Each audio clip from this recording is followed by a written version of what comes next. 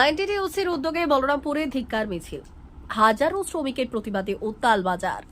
রবিবার পুরুলিয়া জেলার বলরামপুরে Indian National Trinamool Trade Union কংগ্রেসের উদ্যোগে এক বিশাল ধিক্কার মিছিল অনুষ্ঠিত হয়। কেন্দ্র সরকারের শ্রমিক বিরোধী নীতির প্রতিবাদে আয়োজিত এই মিছিলে প্রায় 1,500-এর বেশি শ্রমিক, তাদের সমর্থকেরা অংশ নেন। তাদের হাতে ছিল বিভিন্ন দাবি সম্বলিত ব্যানার এবং প্ল্যাকার্ড। সকাল 11:30 নাগাদ বলরামপুর বাজারের একটি বেসরকারি ধর্মশালা থেকে এই মিছিলটি শুরু হয়। এটি শহরের প্রধান প্রধান রাস্তা প্রদক্ষিণ করে এবং পুনরায় ওই ধর্মশালায় এসে শেষ হয়। দেখুন, আমাদের নেত্রী মমতা বন্দ্যোপাধ্যায় এবং আমাদের নেতা অভিষেক বন্দ্যোপাধ্যায়ের নির্দেশে আমাদের প্রত্যেক শনি এবং রবিবার বাংলা যে অপমান, বাংলার উপর যে বঞ্চনা এবং বাংলা ভাষী মানুষদের উপর যেভাবে কেন্দ্রের সরকার যেভাবে অত্যাচার চালাচ্ছে, তার জন্য আমাদের আজকের প্রতিবাদ মিছিল। এবং তার সাথে সাথে আপনারা জানেন যেভাবে ডবল ইঞ্জিনের সরকার যেখানে যেখানে আছে, উড়িষ্যা হোক, আপনার হরিয়ানা হোক, মধ্যপ্রদেশ হোক বা গুজরাট হোক, যেখানে যেখানে আমাদের পশ্চিমবাংলার শ্রমিক যারা কাজ করতে যায়, যারা দক্ষ শ্রমিক যারা সেখানে কাজ করতে যায়, তারা যেখানে বাংলা কথা বলছে তাদের উপর অত্যাচার চলছে।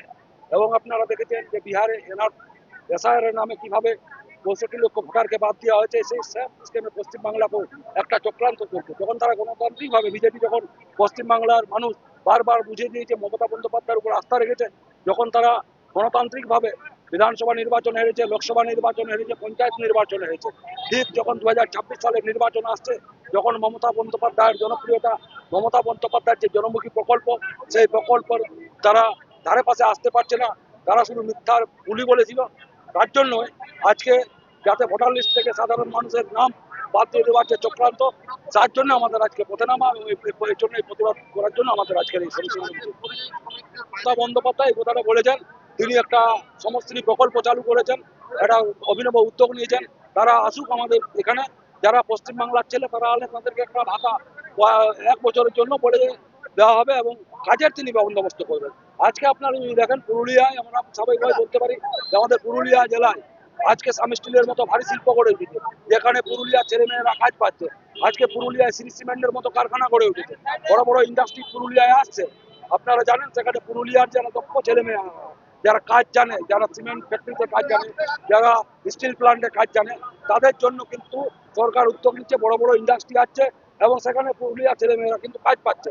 সেই সমস্ত শ্রমিকরা যাতে আমাদের পুরুলিয়ায় বা ওয়েস্ট বেঙ্গলে ফিরে আসে এবং যতদিন না ফিরে কাজ পাচ্ছে ততদিন সেই ভাতা দেবেন এবং তিনি কাজের একটা সুনিশ্চিত বন্দোবস্ত করার একটা ব্যবস্থা করে দেবেন। কিন্তু কেন্দ্র সরকার বাংলাকে ব্লক করছে অর্থনৈতিকভাবে। আপনারা দেখেছেন আজকে 100 দিনের কাজ বন্ধ করে দিয়ে টাকা দিচ্ছে না। আজকে প্রত্যেকটা ক্ষেত্রে আজকে কিন্তু অর্থনৈতিকভাবে ব্লক করা হচ্ছে। এটা হচ্ছে কেন্দ্র সরকারের একটা চক্রান্ত। কিন্তু মিছিলে উপস্থিত ছিলেন বলরামপুর বিধানসভার প্রাক্তন মন্ত্রী শান্তিরাম মাহাতো, জেলা শ্রমিক সংগঠনের সভাপতি উজ্জ্বল কুমার, পুরুলিয়া জেলা পরিষদের সদস্যা সুমিতা সিংহ মল্ল, বলরামপুর পঞ্চায়েত সমিতির সভাপতি কাল্লাবতী কুমার এবং বলরামপুর ব্লক আইএনটিটিইউসির সভাপতি সুমিত পান্ডা। এছাড়াও আরও অনেক স্থানীয় এবং জেলা পর্যায়ের নেতৃত্ববৃন্দ।